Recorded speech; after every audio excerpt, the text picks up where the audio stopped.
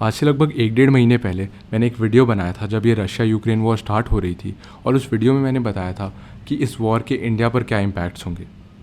अगर आपको वो वीडियो याद है तो मैंने उस वीडियो में बताया था कि ये वॉर इंडिया के लिए काफ़ी एक अनकंफर्टेबल डिप्लोमेटिक सिचुएशन क्रिएट करेगी, और अभी रिसेंटली जो डेवलपमेंट्स हो रही हैं वो बिल्कुल यही प्रूव कर रही हैं। आज के इस वीडियो में हम यही जानेंगे कि ऐसा क्या हुआ है कि मैं कह रहा हूँ कि इंडिया के लिए काफ़ी एक अनकंफर्टेबल डिप्लोमेटिक सिचुएशन अराइज हुई है इस रशिया यूक्रेन क्राइसिस की वजह से, और ये सिचुएशन और बुरी कैसे हो सकती है। नमस्कार दोस्तों, स्टडी ग्लोज में आपका स्वागत है। मैं हूँ शशांक पांडे। अभी आपने ऐसे कई आर्टिकल्स देखे होंगे जिसमें कहा गया है कि इंडिया ने स्ट्रांगली कंडेम किया है यूक्रेन में हुई बूचा किलिंग्स को। पहले तो अगर आप बूचा मैसेकर के बारे में नहीं जानते हैं तो आप सिद्धांत सर का ये वीडियो देख सकते हैं, और अगर आपको बूचा किलिंग्स के बारे में पता है तो आप ये भी जानते होंगे कि अभी रिसेंटली इंडिया ने भी इन किलिंग्स को यूएन में कंडेम किया है, और उसके बाद ही ये आर्टिकल्स पब्लिश होने शुरू हुए हैं। इससे पहले कि हम आगे बढ़ें, मैं चाहता हूँ कि आप ये स्पेसिफिक पार्ट सुने उस ऑफिशियल स्टेटमेंट की जो कि यूएन सिक्योरिटी काउंसिल में इंडिया के permanent representative ambassador TS Tirumurti ji ने दिए हैं। Recent reports of civilian killings in Bushehr are deeply disturbing. We unequivocally condemn these killings and support the call for an independent investigation. अब ये statement जब आपने सुन ली है तो मैं आपको दिखाना चाहता हूँ ये दोनों लाइंस जो कि इस पूरी स्टेटमेंट में स्टैंड आउट कर रही हैं। पहली लाइन में इंडिया के द्वारा इस बूचा मैसेकर को कंडेम किया जा रहा है, और वहीं दूसरी लाइन में इंडिया के द्वारा इस मामले में एक इंडिपेंडेंट इन्वेस्टिगेशन की मांग को सपोर्ट किया जा रहा है। अब अगर आप ध्यान से देखें तो ये दोनों ही लाइंस इंडिया की करंट और अनकंफर्टेबल डिप्लोमेटिक सिचुएशन को बिल्कुल एक्यूरेटली डिपिक्ट कर रही हैं। क्योंकि अगर आप केवल पहली लाइन पढ़ेंगे तो आपको काफ़ी एक प्रो वेस्ट स्टेटमेंट दिखाई पड़ेगी जिसके हिसाब से इंडिया ओपनली कंडेम कर रहा है बूचा में हुई किलिंग्स को, और वहीं अगर आप केवल दूसरी लाइन को पढ़ेंगे तो आपको ये काफ़ी एक प्रो रशिया स्टेटमेंट दिखाई पड़ेगी जिसके हिसाब से बूचा से सामने आने वाली पिक्चर्स पर एक डिस्ट्रेस दिखाई पड़ेगा और एक इंडिपेंडेंट इन्वेस्टिगेशन की मांग की जाएगी। अगर आप इन दोनों ही लाइंस को जोड़ देते हैं और उसके बीच में एक एंड लगा देते हैं तब ये बन जाएगा इंडिया का ऑफिशियल स्टेटमेंट, जो कि एक तरीके से ना सिर्फ न्यूट्रल है बल्कि काफ़ी बैलेंसिंग भी। इसके कंट्रास्ट में अगर आप किसी और कंट्री के स्टेटमेंट को देखें तो आपको काफ़ी क्लैरिटी दिखाई पड़ेगी। फॉर एग्जांपल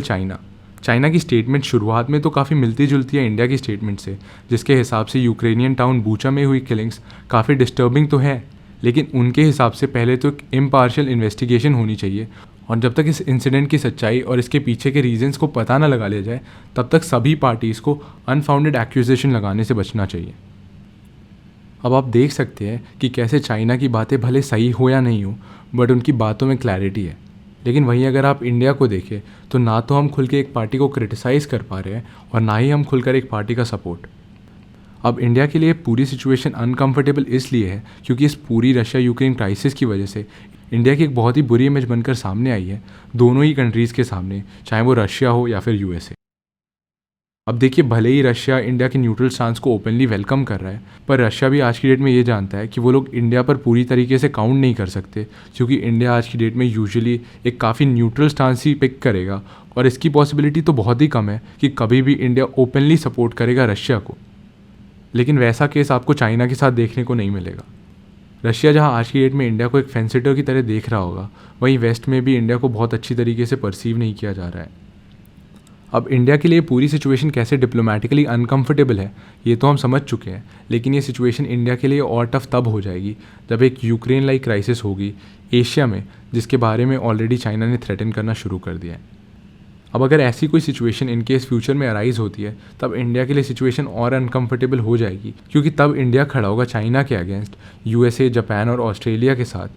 और वहीं चाइना को बैक कर रहा होगा रशिया।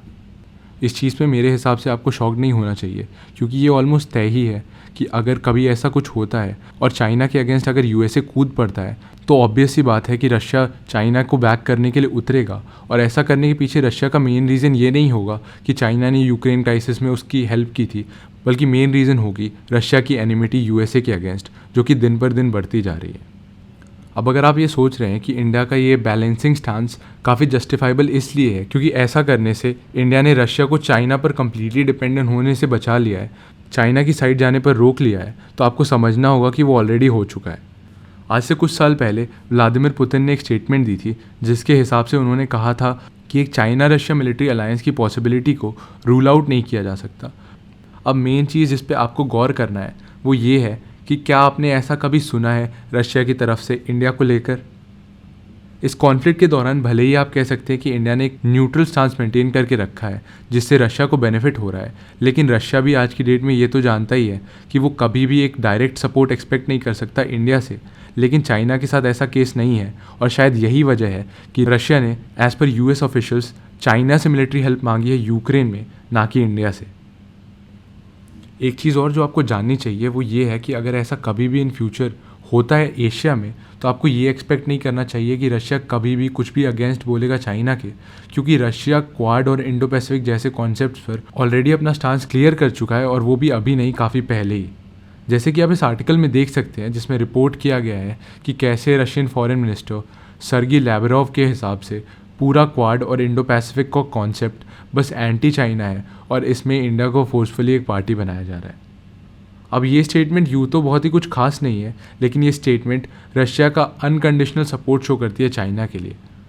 और ये भी कोई नई चीज़ नहीं है, क्योंकि चाहे वो गलवान बॉर्डर क्लैशेस हो या फिर 1962 इंडिया चाइना वॉर, रशिया या तब यूएसएसआर ने कभी भी इंडिया का सपोर्ट तब नहीं किया है जब सामने चाइना खड़ा हो। और शायद यही वो चीज़ है जो कि अभी जब अमेरिका के डेप्यूटी एनएसए इंडिया आए थे तो वो कहने की कोशिश कर रहे थे, लेकिन उनका बोलने का तरीका काफ़ी बुरा था।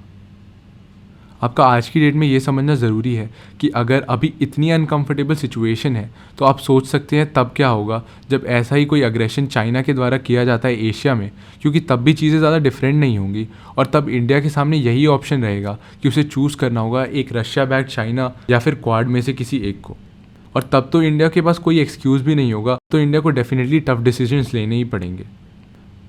इससे पहले मैं ये वीडियो ख़त्म करूं, मैं कहना चाहता हूं कि इस वीडियो का पर्पस किसी भी साइड को बेहतर दिखाना नहीं था। सोल पर्पस जिसकी वजह से मैं ये वीडियो बना रहा हूं वो ये है कि अभी आपको समझना होगा कि अभी इतनी जल्दी सेलिब्रेशन का टाइम नहीं आया है, क्योंकि आने वाले टाइम में चीज़ें केवल टफ ही होने वाली हैं इंडिया के लिए, और अभी तो असल टेस्ट होना बाकी ही है इंडिया की फॉरेन पॉलिसी का।